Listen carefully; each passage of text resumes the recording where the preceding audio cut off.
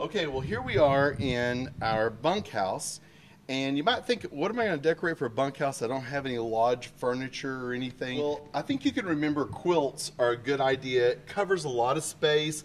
I wouldn't recommend you to bring your great-grandmother's antique quilt or anything, but if you have a quilt that you don't mind using, what I did was put a rubber band around the corner of it, good and tight, and then I hung it with a little bungee cord, and you can hang it from a track ceiling pretty easily, but with the bungee cords. And it would take a lot of room and give a lot of color and look real country, if not lodgy.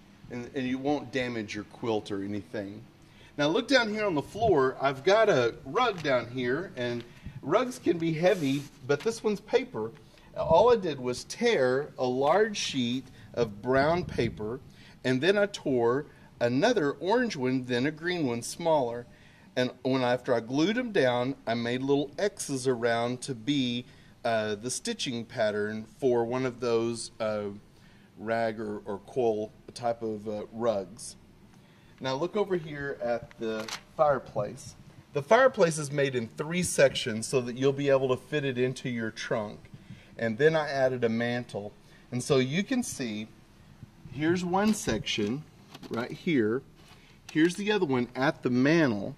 And I tried to make it where it would be on the stone. We simply took a marker and pressed down into this to make the actual ridges in it, because the marker kind of eats away the foam a little bit.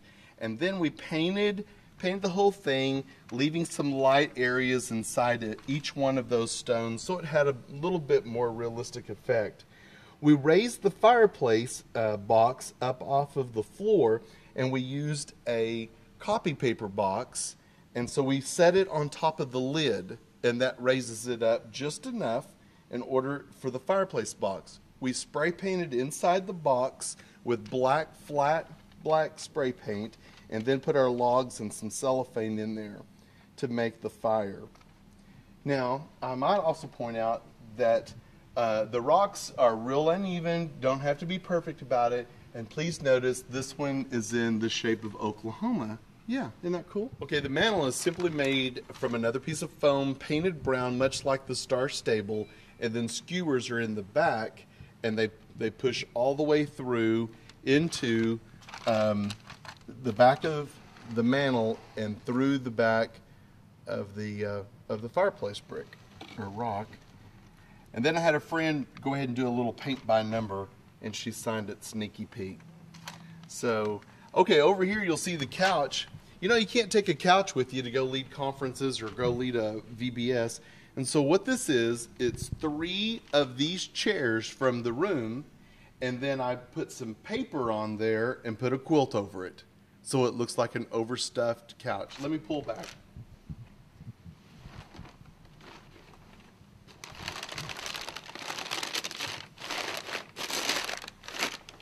If you had enough space to haul other quilts and things, you could simply just lay the quilts on there, and then it'd be soft and kids could sit on it. And you could really do your whole bunkhouse with several of those, just using the chairs from the room and quilts. Now the window, take a look at the window.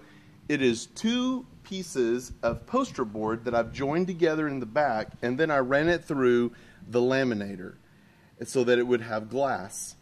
And then I cut a piece of the scene setter off to be the scene outside the window, and then I added some curtains, aren't they fancy, and used some Velcro dots to hook them across there. So no curtain rod needed, and then a little tie back there. So that's the window over the couch.